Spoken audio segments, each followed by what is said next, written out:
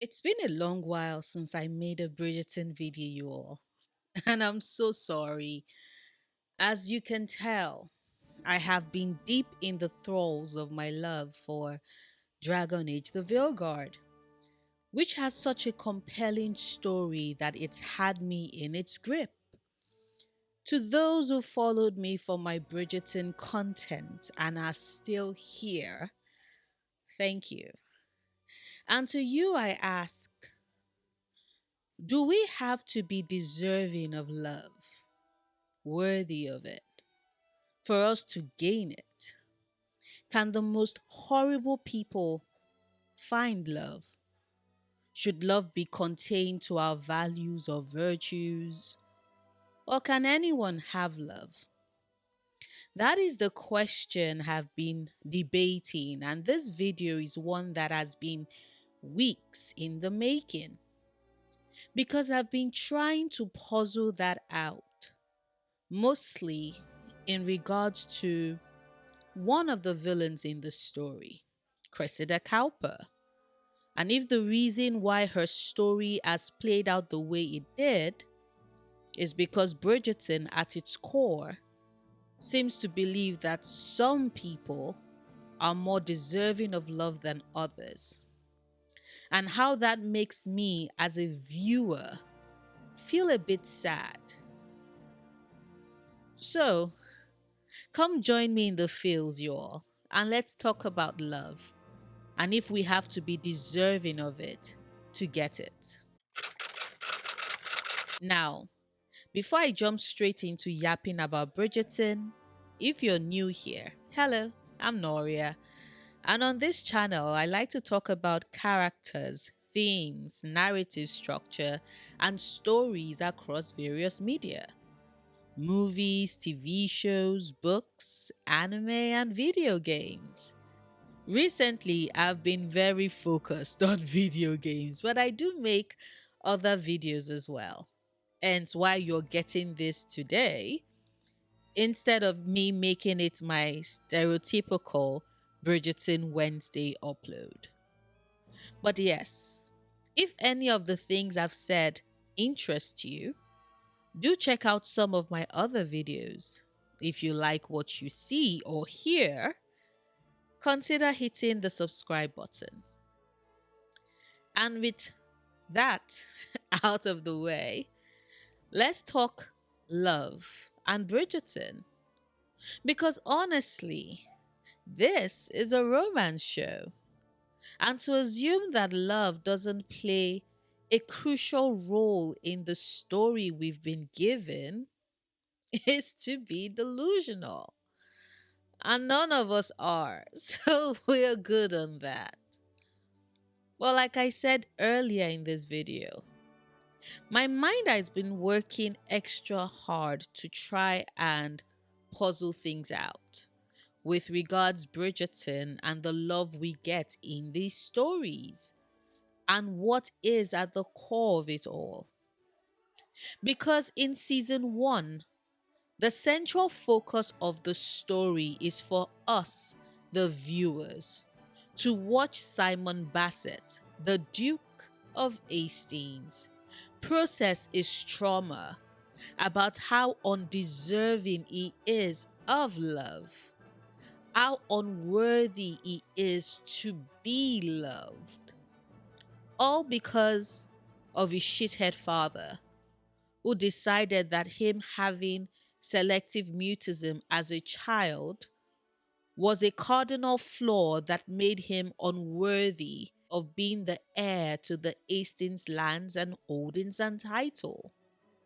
And so, therefore, with his quasi adoption by Lady Danbury, who proceeds to encourage him to become this self assured, almost frightening man in a good way, in how he glides through the room and speaks, we see in Simon, as a character, someone who overcompensates for perceived flaws so that he would not be judged by others for having failed like he had and was in his father's eyes. And that is something which I don't know about you, But me personally, as a fan of the show and as someone who recognizes my own flaws and how I have stretched way outside the limits of what I should have attempted, all in order to hide them, I get. I really understand.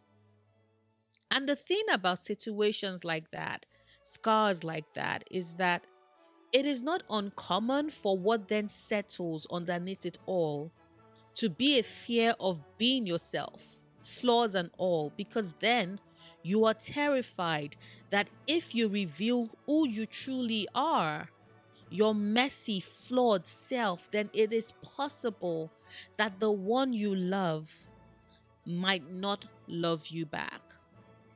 We therefore then try to do everything to be deserving of that love, to feel like we've earned that acceptance when that should never have been the case in the first place. And we see this with Simon.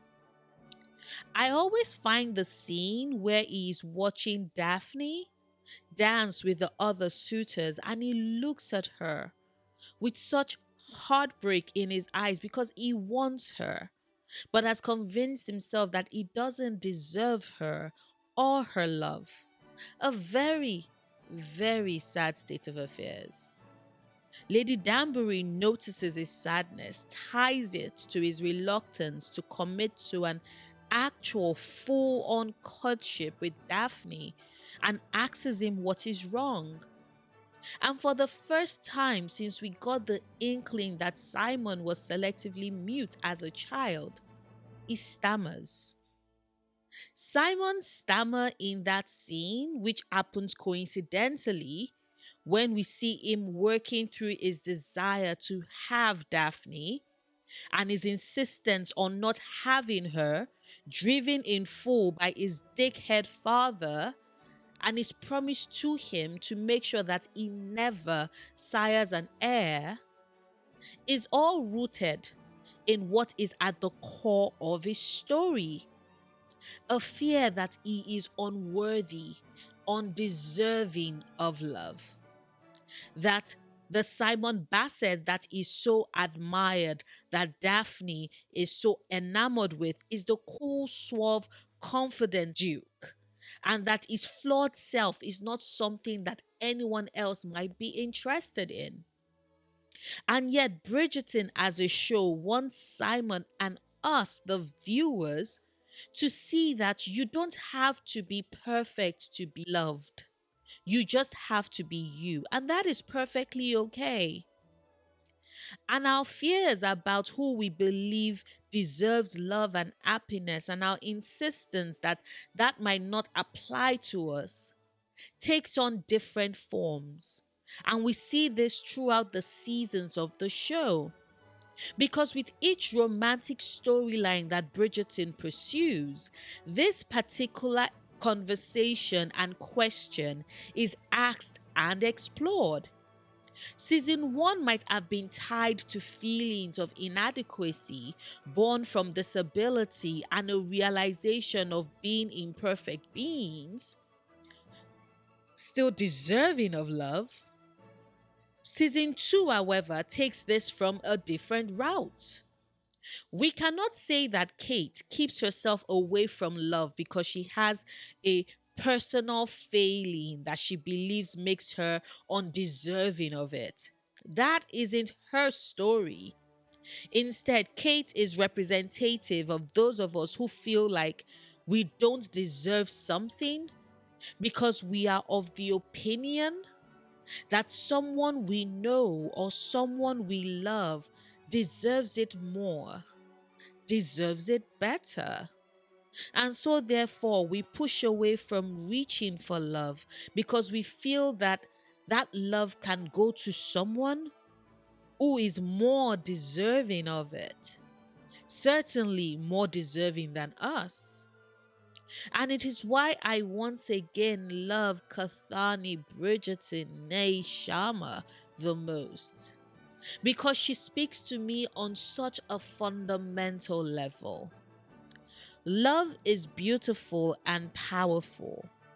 And as human beings, we are programmed to want it. It has the capacity to destroy us and utterly wreck us, and yet can be the most affirming and transformative force. And if you love someone, if you want the best for them, it is often not a stretch. In fact, it is something very easy to find yourself doing to offer them something that you yourself want because you think that they deserve it more. And I think that a lot of people, when they watch Bridgerton season 2 and see the push and pull between Anthony and Kate, and how it becomes the third wheel drama with Edwina, they are often confused about why on earth the writers would go that route. Now, I am the first to admit that I too am very pissed that the love triangle went on for so long. I think it's something that could have been resolved in, like, say, 3 episodes max, and then we move on. But alas, we don't always get what we want, unfortunately.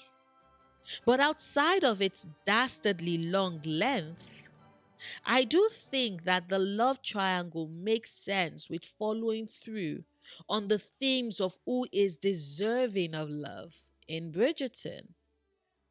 Kate is someone who, as a child, has been conditioned by the circumstances she found herself, i.e., the death of her father, Mary collapsing under the emotional toll of that, to put others before herself, specifically her baby sister, who she helped raise. Because she's put herself in a quasi parental role with Edwina, it is only reasonable that, like any parent, what she wants is for her sister to have the best and to be happy. And even if the best and the potential for happiness in Anthony Bridgerton is something that she wants for herself, she isn't going to let herself openly admit that and reach for it. Because within the context of the story, Kate has convinced herself that she is satisfied with a smaller life. She's going to be an unmarried governess somewhere far away because that is what she deserves. Especially if it's going to create the chance, the avenue for Edwina to get the life that she deserves. It's not the most rational of thoughts, and I think that is why the story plays out the way it does. It isn't the most rational choice or decision, but it is the most human one. Ours is a society that insists that we give everything we can and have to those we love, that we sacrifice everything to show the scale and depth of our love. And there is in that conditioning an imbalance where it becomes easier for you to let it all go when you believe that it is going to someone who is more deserving than you, that you love. And as far as Kate is concerned, that is her younger sister, who she helped raise, who was the pitiful child who never got the chance to meet their father, and who at infancy was left uncared for by her grieving mother. To her, Edwina has been through more, and so Edwina deserves more. And with Kate, Bridgerton as a show helps us see that it doesn't matter. That to be selfish, to want for yourself, something that is brilliant and beautiful and makes you happy is okay. That even if you don't think so, you are worthy, are deserving of love and happiness. Even if you think someone else deserves it more, that they've suffered and should get it as a result, it doesn't matter. What is for you is for you, regardless. And I think that that is beautiful. With Penelope Featherington, on the other hand, it is more tied to her worries and fears that she is not enough. Now, I made a video months ago, almost 6 months now, actually, which is funny because God's time really does fly, doesn't it? But almost 6 months ago, I made a video talking about Penelope Featherington and how she, as a character, has always been judged for being too much, too fat, too ambitious, too catty, too cruel. For those who really do not like her turn as Lady Whistledown. Now, I've said it on my channel several times that Penelope Featherington is my love, and I adore her with everything and every beat and every thrum of my heart and soul. Both her and her as Lady Whistledown.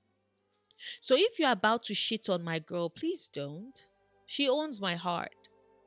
But back to what I was saying. With Penelope, it is a duality of those. She's both too much and also not enough. And these are thoughts that we can legit see her walk through. Her season is the realization that she's coming frightfully close to having to depend on her sisters, and that is a situation she absolutely refuses to let happen. And so she overhauls her wardrobe, changes her hair, tries to show the gentlemen of the town that she's so much more than the wallflower that they've always thought her as. But in that first ball, even before Cressida showed up to ruin her dress and her night, Penelope was already spiraling. Talking to the men of the town had let her go off on tangents that resulted in them abandoning her and her feeling all alone until her conversation with Lord Deblin.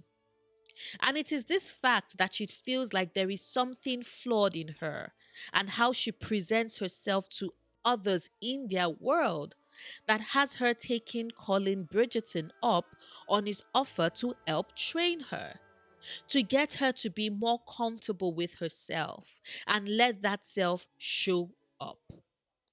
Because Colin, like us, the viewers, is already aware of how remarkable Penelope Featherington is, and that she just has to realize that herself.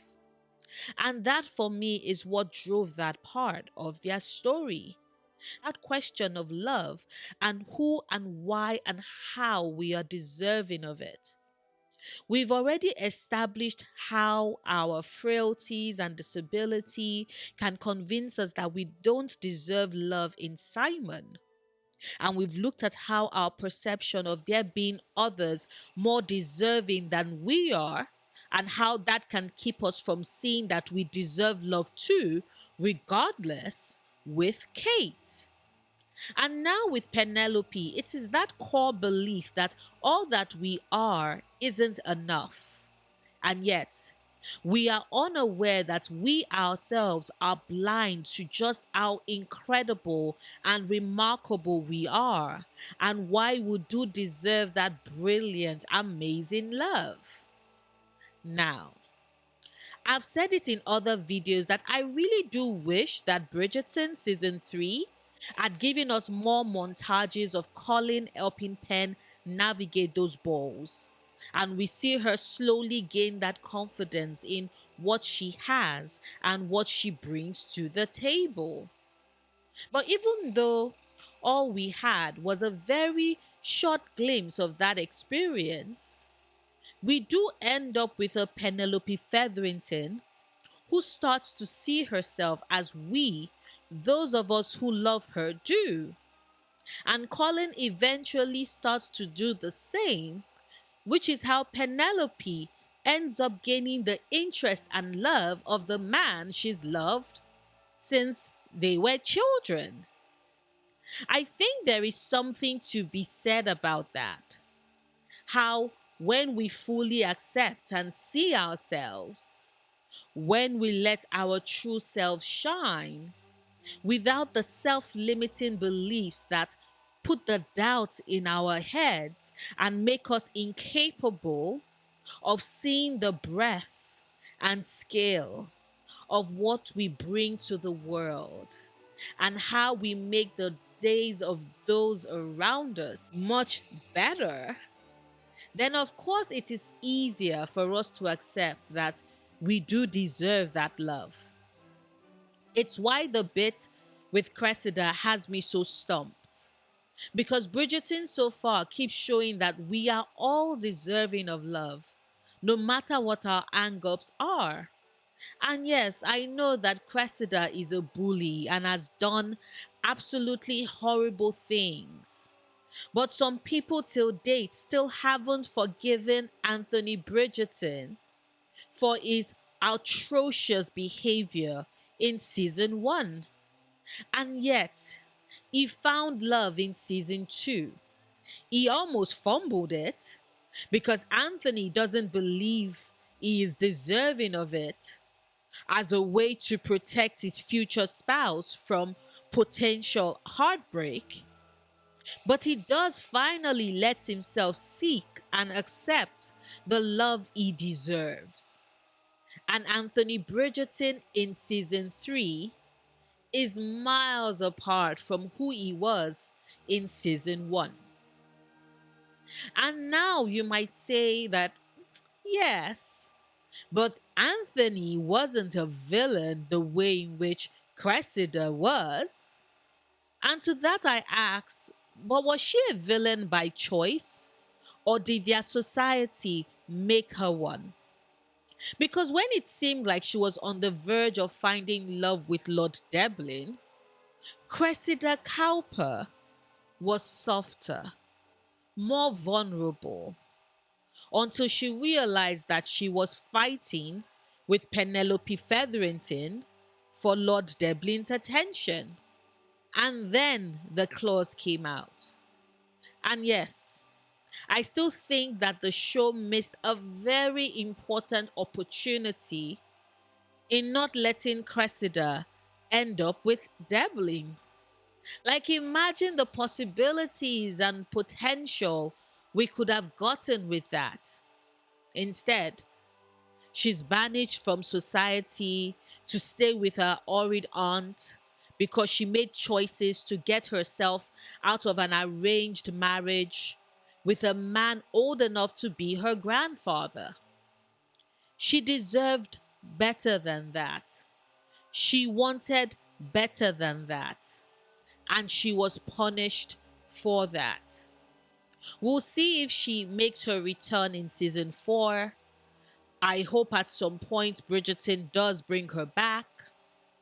Because honestly, I do believe that everyone is deserving of love. But yeah, those are my thoughts. Do you agree with them? Hit the like button if you do, hit the dislike button if you don't. Either way, I am grateful and I really do appreciate you taking the time to watch this. Please join us in the comment sections and let us talk about how Bridgerton explores the themes of who is deserving of love. I would desperately love to hear your thoughts. I'm currently watching Arcane. I am in the 3rd episode of season 1, and your girl already has thoughts. So you might soon get a flurry of Arcane videos because, of course, I go where my interests take me. Do consider sharing this video, please, if you enjoyed what I've had to say. It helps me reach a wider audience, which in turn helps my channel grow and is incredibly supportive of my content. Speaking of support, A huge, huge thank you to my Patreons who have been pretty instrumental in helping me keep the lights on the channel and have become my port in the storm. Thank you. If you would like to consider supporting me on Patreon, the link to do so is in the description box. I make new videos 3 times a week: Mondays, Wednesdays, and Fridays. Whilst you wait for new content from me, do consider checking who. If you would like to hear my thoughts on themes and how they are explored in a video game, for example, I did make a video about the characters of Elgonan and Solus from Dragon Age and how they, as ego and pride, respectively, are two opposing sides of the same coin, doomed to always be in constant conflict with each other. Or you can check my last Bridgerton video from a month ago now, gosh, where I address why I think Penelope's reveal to the Ton as Lady Whistledown is a good thing and how the show can still make it work. But yes, until next time, do remember, obsessing over the things you love, perfectly valid coping mechanism.